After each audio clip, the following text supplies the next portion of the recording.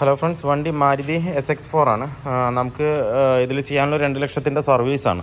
2 ലക്ഷത്തിൻ്റെ സർവീസ് മാത്രമല്ല, frontage suspension heavy noise ഉണ്ടാക്കുന്നുണ്ട്. 2011 മോഡൽ വണ്ടിയാണ് കേട്ടോ.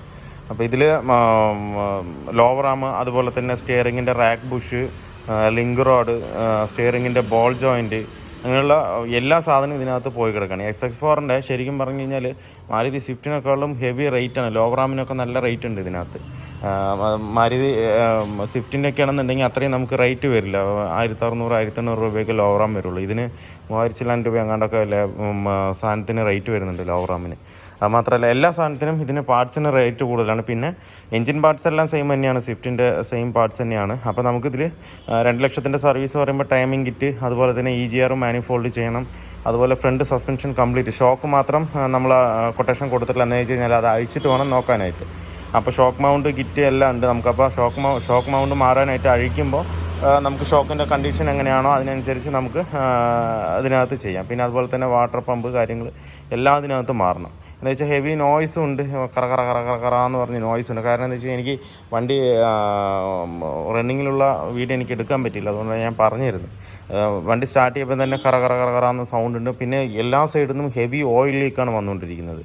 മൊത്തത്തിൽ ഫുൾ വർക്ക് ഉണ്ട് ഇതിനകത്ത്. എല്ലാ ഉള്ള വർക്കുകൾ കംപ്ലീറ്റ് നമുക്ക് സോൾവ് ചെയ്തെടുക്കാം. എന്താ വെച്ചാൽ മെയിനായിട്ട് ഓയിൽ നല്ലവണ്ണം ലീക്ക് ആകുന്നുണ്ട്. പിന്നെ സസ്പെൻഷൻ സൗണ്ട് ഇത് കംപ്ലീറ്റും ചെയ്യാമെന്ന് വെച്ചാൽ മറ്റേ ഓയിൽ ലീക്ക് വരുന്നത് അതിൻ്റെ ടൈമിംഗ് കവറിൻ്റെ ആ സൈഡ് കൂടെയൊക്കെയാണ് വരുന്നത്. ഇപ്പോൾ നമ്മളിപ്പോൾ ഇത് അഴിച്ചു തുടങ്ങി, ഇതുണ്ടല്ലേ ആ ടൈമിംഗ് കവറിന് നമുക്ക് ടെൻഷനർ വരും. ആ ടെൻഷനർ നോക്കാനായിട്ടുള്ളൊരു കവറുണ്ട്, ഈ കവർ. അതിൻ്റെ പാക്കിങ് പോയിട്ടാണ് ഹെവി ആയിട്ട് ലീക്ക് താഴത്തേക്ക് വന്നുകൊണ്ടിരിക്കുന്നത്. അപ്പോൾ നമുക്കത് അഴിക്കുമ്പോൾ അതുകൂടെ ചെയ്യാം. അതുപോലെ തന്നെ അതിൻ്റെ ഓയിൽ സീല് കാര്യങ്ങളൊക്കെ ചെയ്യാനും ബാക്കിൽ പിന്നെ ഓയിൽ സെപ്പറേറ്റർ, ഓസ്, അങ്ങനെയുള്ള സാധനങ്ങൾക്ക് മാറുമ്പോൾ ലീക്കുകൾ കംപ്ലീറ്റ് നിൽക്കും.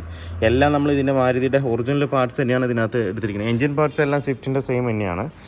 ബാക്കി സസ്പെൻഷൻ പാർട്സൊക്കെയാണ് ഇതിനകത്ത് വ്യത്യാസം വരുന്നത്. അതുമാത്രമല്ല റേറ്റിലും നല്ല വ്യത്യാസമുണ്ട് എന്തായാലും. പിന്നെ നമുക്ക് ഈ കയറ്റുമ്പോൾ ഈ ബാരിങ്ങൾ കാര്യങ്ങൾ കംപ്ലീറ്റ് പോയിട്ടുണ്ടെങ്കിൽ അതൊക്കെ നമുക്ക് ഇതിനകത്ത് ചേഞ്ച് ചെയ്യാം. അതുപോലെ തന്നെ നമുക്ക് തെർമോസ്റ്റാറ്റ് വാൾവ് ഇതിനകത്ത് ചേഞ്ച് ചെയ്യുന്നുണ്ട്. എന്താ വെച്ച് കഴിഞ്ഞാൽ ആ ഭാഗത്ത് നല്ലവണ്ണം ദ്രവിച്ച് നിൽക്കുന്നുണ്ട്. ഇപ്പം ഇതിന് ടർബോനൊന്നും വലിയ ബുദ്ധിമുട്ടില്ല. ഏകദേശം ഉണ്ടല്ലോ ഫുള്ളായിട്ട് ഡ്രൈ ആയിട്ട് തന്നെ നിൽക്കുന്നത്. ചെറിയൊരു ഓയിലിൻ്റെ ചെറിയൊരു അംശം മാത്രമേ ഉള്ളൂ. അതുകൊണ്ട് EGRലേക്ക് ബ്ലോക്ക് ഉണ്ടാവും. വലുതായിട്ട് ഓയിലൊന്നും കാര്യങ്ങളൊന്നും അടിച്ചിട്ടില്ല ഇതിനകത്ത്. പക്കയായിട്ട് തന്നെയാണ് ഇരിക്കുന്നത്. ഇനിയിപ്പോൾ നമുക്ക് ടൈമിംഗ് സെറ്റ് ചെയ്യണം. ടൈമിംഗ് സെറ്റ് ചെയ്തതിന് ശേഷം മറ്റേ ടൈമിംഗ് കിറ്റ് ആദ്യം മാറ്റിയിട്ട് നമുക്ക് ബാക്കിയുള്ള വർക്കുകൾ ഇതിനകത്ത് ചെയ്യാൻ പറ്റുള്ളൂ. ഇതുണ്ടത് വാട്ടർ പമ്പ് ഹെവി ആയിട്ട് നല്ല സൗണ്ട് ഉണ്ട്. അതിങ്ങനെ നോക്കിയാൽ അറിയില്ല, നല്ല സൗണ്ട് ഉണ്ട്. അതുണ്ട് വെള്ളം നിന്നതിൻ്റെ തുരുമ്പ് പിടിച്ചതിൻ്റെ പാടുകളാണ് മൊത്തം അതിനകത്ത് കാണുന്നത്. എന്തായാലും അത് നമുക്ക് മാറ്റാം അതിനകത്ത്. അതുപോലെ തന്നെ ഇതിൻ്റെ ലോവർ ആം ബൂട്ടൊക്കെ പൊട്ടിയിട്ട് ടൈറ്റ് ഉണ്ടെന്നുണ്ടെങ്കിലും അടിയുണ്ട്. ലോവർ ആമിൻ്റെ ബുഷുകളും കംപ്ലൈൻറ്റ് ഉണ്ട്. ക്രാക്കായി നിൽക്കുകയാണ് ലോവർ ആമിൻ്റെ ബുഷ് ക്രാക്കായി നിൽക്കണം. അപ്പോൾ ലോവർ ആം ബോൾ ജോയിൻറ്റും ബുഷും എല്ലാം കൂടെ വരുമ്പോൾ നമുക്ക് അസംബിളായിട്ട് മാറുന്നതായിരിക്കും കുറച്ചുകൂടെ ബെറ്റർ. മനസ്സിലായില്ലേ? അതേപോലെ ഇതിൻ്റെ ഫ്രണ്ടിലെ ബ്രേക്ക് പാഡ് കംപ്ലൈൻറ്റ് ഉണ്ട്. ബ്രേക്ക് പാഡ് മാറ്റണം നമുക്ക്. എല്ലാ സാധനവും എത്തിയിട്ടുണ്ട്, ഞാൻ കാണിച്ചു തരാം. ബ്രേക്ക് പാഡൊക്കെ നമ്മൾ OE തന്നെയാണ് എടുത്തിരിക്കുന്നത് ഇതിനകത്ത്. അപ്പോൾ കംപ്ലീറ്റ് സാധനം cut Bush, stabiliser, link road, complete suspension parts നമ്മൾ ഇതിനകത്ത് നിന്ന് മാറുന്നു. എടുത്ത പാർട്സ് എന്ന് പറയുന്നത് ഇത് ലോവർ ആം ഏകദേശം 2000 രൂപ വില വരുന്നുണ്ട്. ഇത് OE അല്ല, അതർ മാർക്കറ്റാണ് വരുന്നത്. 2200 രൂപ വില വരുന്നുണ്ട്. അതർ മാർക്കറ്റാണ്, മറ്റേ OE അല്ല എടുത്തിരിക്കുന്നത്. അതുകൊണ്ടാണ് അത്രയും വില കമ്പിൽ കിട്ടിയിരിക്കുന്നത്. OE ആണെന്നുണ്ടെങ്കിൽ നല്ല റേറ്റ് വരും. പിന്നെ അതിൻ്റെ വൈപ്പർ ബ്ലേഡ്, ബാക്കി എല്ലാ പാർട്സും ഏകദേശം സെയിം ഒറിജിനൽ തന്നെയാണ് എടുത്തിരിക്കുന്നത്. ഇതിൻ്റെ ഫ്രണ്ടിലെ ബ്രേക്ക് പാഡ് 2150 രൂപ വരുന്നുണ്ട്. പിന്നെ അതുപോലെ തന്നെ ഡീസൽ ഫിൽറ്റർ 700 രൂപ ഒറിജിനൽ തന്നെയാണ്. അതുപോലെ ഓയിൽ ഫിൽറ്റർ 350 രൂപ, അത് നമ്മൾ OE തന്നെയാണ് എടുത്തിരിക്കുന്നത്. അതുപോലെ തന്നെ ഇത് സ്റ്റെബിലൈസറിൻ്റെ ലിങ്ക് റോഡും അതും മാരുതിയുടെ ജെന്യൂൺ ആണ്. ലിങ്ക് റോഡ്, സ്റ്റിയറിങ്ങിൻ്റെ ബോൾ ജോയിൻറ്റ് അതർ മാർക്കറ്റാണ് എടുത്തിരിക്കുന്നത്. 639 രൂപ MRP വരുന്നുണ്ട് അത് SX4ൻ്റെ. അതുപോലെ തന്നെ ടൈറോയിഡ് എൻഡും നമ്മൾ ടാൽബ്രോസിൻ്റെയാണ് എടുത്തിരിക്കുന്നത്. അതും ഒറിജിനൽ കിട്ടാനില്ല ആ സാധനം, അതുകൊണ്ടാണ് ഇപ്പോൾ ഇതെടുത്തിരിക്കുന്നത്. അത് 1402 രൂപ വരുന്നുണ്ട്. 2 പീസാണ്, ഒരു സെറ്റായിട്ടാണ് അതിനകത്ത് വരുന്നത്. White paste. അതുപോലെ ഇതിൻ്റെ ടൈമിങ്ങിൻ്റെ ടെൻഷനർ 975 രൂപ വരുന്നുണ്ട്.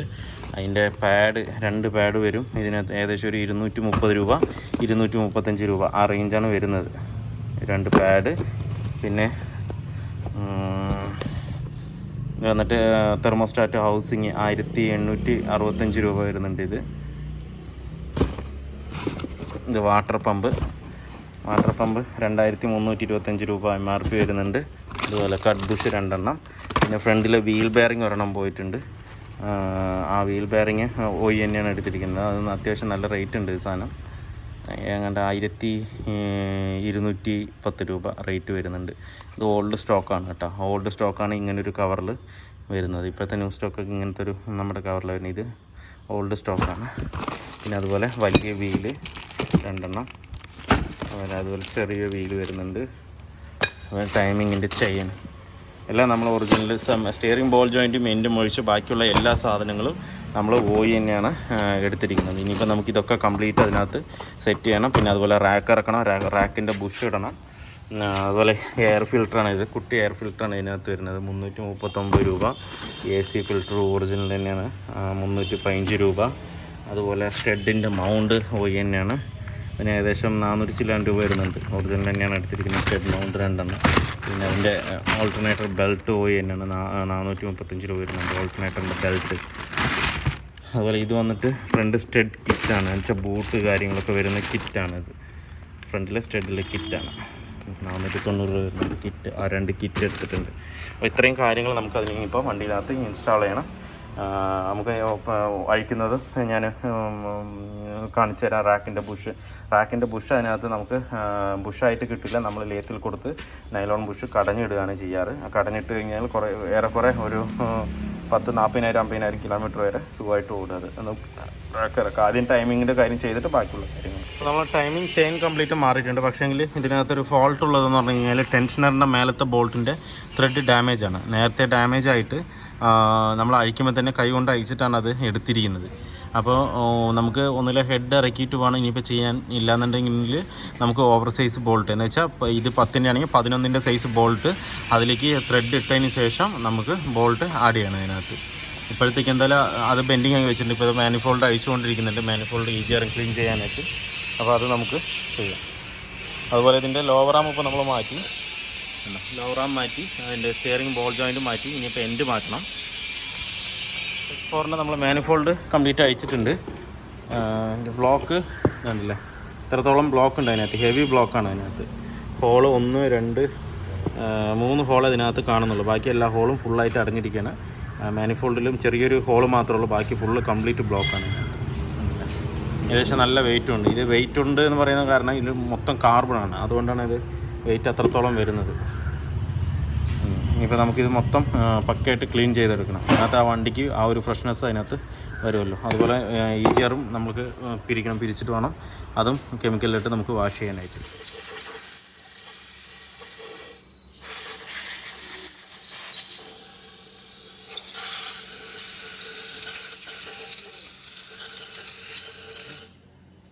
നമ്മളിപ്പോൾ മാനിഫോൾഡ് കംപ്ലീറ്റ് ആയിട്ട് ക്ലീൻ ചെയ്തിട്ടുണ്ട്. ഭാഗത്ത് ഫുള്ള് ഓപ്പൺ ആക്കിയിട്ടുണ്ട്. ഇപ്പോൾ തന്നെ പകുതി വെയിറ്റ് ഉള്ളതിനകത്ത് കുറഞ്ഞു. അതുപോലെ തന്നെ ഈ ചെയർ നമ്മൾ കംപ്ലീറ്റും ക്ലീൻ ചെയ്തിട്ടുണ്ട്. ഇപ്പം ഇതാണ് അതിനകത്ത് ഉണ്ടായിരുന്ന പൈപ്പ് ആണല്ലേ. ഇത്രയും വലിയ ഹോളായിരുന്നു, അത് മൊത്തം അടഞ്ഞിട്ടാണ് ആ ചെറിയൊരു ഹോളിലേക്ക് വന്നത്. അത് മൊത്തം പക്ക ക്ലീൻഡാണ്. നമ്മുടെ XS4ൻ്റെ വർക്ക് ഫുള്ളി കംപ്ലീറ്റ് ആയിട്ടുണ്ട്. ഇപ്പോൾ റണ്ണിങ്ങിലാണ് വണ്ടി. നമ്മളിപ്പോൾ ഇതിൽ ചെയ്തത് 2 ലാഖിൻ്റെ മേജർ സർവീസാണ് ചെയ്തത്. നമ്മൾ ടൈമിംഗ് കിറ്റ് മാറി, അതുപോലെ തന്നെ ഇപ്പുറത്ത് തെർമോസ്റ്റാറ്റിൻ്റെ വാൾവ് മാറി. നമ്മൾ തെർമോസ്റ്റാറ്റ് വാൾവ് ചെറിയൊരു കുഴപ്പമുണ്ടായിരുന്നു, അതും മാറ്റിയിട്ടുണ്ട്. പിന്നെ അതുപോലെ വാട്ടർ പമ്പ് മാറി. പിന്നെ ചെയ്തിരിക്കുന്നത് വെച്ചാൽ ഫ്രണ്ട് സസ്പെൻഷനാണ്. ഫ്രണ്ട് സസ്പെൻഷനിലെ ലോവർ ആം, അതുപോലെ link rod, steering ball joint, tie rod end, റാക്കിൻ്റെ ബുഷ്, പിന്നെ ഫ്രണ്ടിലെ വീൽ ബെയറിങ്, ഇത്രയും സാധനങ്ങൾ നമ്മൾ ഫ്രണ്ടിൽ സസ്പെൻഷനിൽ ചെയ്തിട്ടുണ്ട്. അത് മാത്രമല്ല അതിന് ലോവർ ആമിൻ്റെ ക്രോസിൻ്റെ ബോൾട്ട് ചെറിയൊരു ബുദ്ധിമുട്ടുണ്ടായിരുന്നു. പിന്നെ അത് നമ്മൾ ഹീറ്റ് ചെയ്തിട്ടൊക്കെയാണ് ചെയ്തത്. പിന്നെ മാനിഫോൾഡും ഈജിയറും അഴിച്ച് പക്കാ ക്ലീൻ ചെയ്തിട്ടുണ്ട്. എനിക്കെന്താ വെച്ച് കഴിഞ്ഞാൽ ഇപ്പോൾ കൂടുതലായിട്ട് ഓടിച്ച് നോക്കാൻ പറ്റില്ല. എന്താണെന്ന് വെച്ചാൽ എൻഡും ബോൾ ജോയിനും ഒക്കെ നമ്മൾ മാറ്റിയത് കൊണ്ട് ഒരു അലൈൻമെൻറ്റ് കറക്റ്റായിട്ടില്ല. അലൈൻമെൻറ്റ് ചെറിയ രീതിയിലേ വെച്ചിട്ടുള്ളൂ. എന്താ വെച്ച് കഴിഞ്ഞാൽ നമ്മൾ സ്പീഡിൽ ഓടിച്ച് നോക്കുകയെന്ന് പറഞ്ഞു കഴിഞ്ഞാൽ തെന്നി പോകും. നമ്മളെപ്പോഴും ഈജിയർ മാനിഫോൾഡൊക്കെ അഴിച്ച് ക്ലീൻ ചെയ്ത് ഞാൻ പക്കായിട്ട് ഓടിച്ച് കാണിച്ചു തരും. എന്താണെന്ന് വെച്ച് കഴിഞ്ഞാൽ അതിൻ്റെ പെർഫോമൻസ് അറിയാൻ വേണ്ടിയിട്ട്. പക്ഷേ എനിക്കിതിൽ അങ്ങനെ കാണിക്കാൻ പറ്റില്ല. അത്രയും സ്പീഡിൽ എനിക്ക് ഇതിനകത്ത് പോകാൻ പറ്റില്ല. അതുപോലെ തന്നെ ഇതിൻ്റെ air filter, AC filter, diesel filter എല്ലാം നമ്മൾ ഇതിനകത്ത് ചേഞ്ച് ചെയ്തിട്ടുണ്ട്. ഇനിയിപ്പോൾ വേറെ വർക്കുകളൊന്നുമില്ല. എനിക്ക് ഓടിച്ച് നോക്കണം. ഇത് അലൈൻമെൻറ്റ് കഴിഞ്ഞിട്ട് ബാക്കിയുള്ള കാര്യങ്ങൾ എനിക്ക് പക്കയായിട്ട് ഓടിച്ച് നോക്കിയിട്ട് പറയാൻ പറ്റില്ല. എന്നാലും വണ്ടി ഓക്കെയാണ്. എൻജിൻ സൗണ്ട് ആണെങ്കിലും പക്ക സ്മൂത്തായിട്ടുണ്ട്. പിന്നെ ഇതിൽ ചെയ്യാനുള്ളതെന്ന് പറഞ്ഞാൽ ഫ്രണ്ട് ബമ്പർ പെയിൻ്റ് അടിക്കാനുണ്ട്. പെയിൻ്റ് അടിച്ച് ആ ബമ്പർ ഒന്ന് ക്ലിയർ ആക്കാനുണ്ട്. അതുപോലെ തന്നെ ഫ്രണ്ട് ലെഫ്റ്റ് സൈഡിലെ ക്വാർട്ടർ പാനൽ നമുക്ക് പെയിൻ്റ് അടിച്ച് ക്ലിയർ ആക്കാനുണ്ട്. പിന്നെ അടുത്ത് നമുക്ക് ഫുള്ളായിട്ടൊന്ന് പോളിഷ് അടിക്കണം. എല്ലാ ഭാഗവും ഒന്ന് ടച്ച് ചെയ്തതിന് ശേഷം ഫുൾ പോളിഷും ഉണ്ട് ഇതിനകത്ത്. അതുപോലെ തന്നെ ഇതിൻ്റെ മെയിൻ ഗ്ലാസും ഇതിനകത്ത് ക്രാക്ക് ഉണ്ട്. അപ്പോൾ അതും മാറ്റാനുണ്ടായിരുന്നു. പക്ഷേങ്കിൽ കസ്റ്റമർ ഇപ്പോൾ ചെയ്യേണ്ടെന്നുള്ള രീതിക്കാണ് പറഞ്ഞത്. കാരണം എന്താ വെച്ച് കഴിഞ്ഞാൽ അതിന് ഏകദേശം 6000 ചില്ലാൻ രൂപ വില വരുന്നുണ്ട്. MG ഒറിജിനൽ 6400 രൂപ അങ്ങാണ്ട് വരുന്നുണ്ട്. അപ്പോൾ അത് പിന്നീട് അത് നോക്കാമെന്ന് പറഞ്ഞു. ചെറിയൊരു ക്രാക്കാണ്, ഒരു ക്രാക്ക് ഇതുണ്ടോ, ഒരു ക്രാക്കാണ് വന്നിരിക്കുന്നത്. അപ്പോൾ നമുക്ക് ഇതിപ്പോൾ അത് അപ്രൂവൽ അല്ല ചെയ്യാനായിട്ട്. ഇതിൻ്റെ ഷോക്ക് മാറിയിട്ടില്ല. മൗണ്ട് കിറ്റ് മാത്രം മാറിയിട്ടില്ല. ഷോക്കിൽ വലിയ ബുദ്ധിമുട്ടായിട്ട് തോന്നിയിട്ടില്ല. അതുകൊണ്ട് നമ്മൾ ഷോക്ക് മാറിയിട്ടില്ല. മൗണ്ട് കിറ്റ് മാത്രം മാറിയിട്ടുള്ളൂ. വേറെ പ്രശ്നങ്ങളൊന്നുമില്ല. ഓടിച്ച് നോക്കുമ്പോൾ തന്നെ നേരത്തെ സസ്പെൻഷൻ നോയ്സ് ലിങ്ക് റോഡിൻ്റെയും സ്റ്റിയറിംഗ് ബുഷിൻ്റെയും ഒക്കെയാണ് സൗണ്ട് വന്നുകൊണ്ടിരുന്നത്. വേറെ പ്രത്യേകിച്ച് കംപ്ലൈൻറ്റുള്ളതൊന്നും. പിന്നെ നമ്മൾ അഴിച്ച് നോക്കുമ്പോഴാണ് സ്റ്റിയറിംഗ് ബോൾ ജോയിൻറ്റ് എൻഡ് ഒക്കെ ചെറിയ വീക്കാണ്. നമ്മൾ അത്രത്തോളം ചെയ്യുന്നത് കൊണ്ട് നമ്മൾ ആ ഒരു ഭാഗം കൂടെ പക്ക ക്ലിയർ ആക്കി. അതുപോലെ തന്നെ മാനിഫോൾഡിൽ അത്രത്തോളം കാർബൺ ഇതിനകത്തുണ്ടായിരുന്നു. ഞാൻ കാണിച്ചു തന്നിരുന്നില്ല. അത്രയും കാർബൺ ഉണ്ടായിരുന്നു. അതുകൊണ്ട് ഭയങ്കര അടപ്പാണ് വണ്ടിക്ക്. എന്താ പറയുക, ജലദോഷം വന്ന മാതിരി കഫക്കെട്ട് വന്ന പോലെയാണ് എനിക്ക്. നമുക്ക് കറക്റ്റായിട്ടുള്ള എയർ എഞ്ചിനകത്ത് കിട്ടുന്നില്ല. അതുകൊണ്ടാണ് ആ പെർഫോമൻസും അതിനകത്ത് വണ്ടിക്കകത്ത് വരാത്തത്. ഇനിയിപ്പോൾ എന്തായാലും അതിനകത്ത് പെർഫോമൻസ് വന്നിട്ടുണ്ട്. നമ്മൾ ഓടിച്ചില്ലെങ്കിൽ ആ പെർഫോമൻസ് അതിനകത്ത് വന്നിട്ടുണ്ടാവും.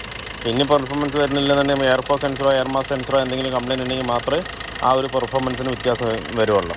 അപ്പോൾ അത് നമ്മൾ അഴിച്ച് ക്ലീൻ ചെയ്ത് വെച്ചിരിക്കുകയാണ്. ഇനിയിപ്പോൾ വേറെ പ്രത്യേകിച്ചൊന്നും ഇതിനകത്ത് ചെയ്യാനില്ല. ഓടിച്ച് വെച്ച പറ്റാണ്. നമുക്ക് ആ വീൽ അലൈൻമെൻറ്റ് പെയിൻറ്റിങ് കൂടെ കഴിഞ്ഞിട്ട് നമുക്ക് വീൽ അലൈൻമെൻറ്റ് ചെയ്ത് കൊടുക്കാം. നമ്മൾ തന്നെ ചെയ്ത് കൊടുക്കുന്നതായിരിക്കും ചോദിക്കുക. എന്താ വെച്ചാൽ അത്രയും വ്യത്യാസമുണ്ട് ഇതിനകത്ത്. ഞാൻ മാനുവലായിട്ട് ചെയ്തിട്ടുണ്ടെന്നുണ്ടെങ്കിലും വീല് പക്ക സ്ട്രൈറ്റ് അല്ല.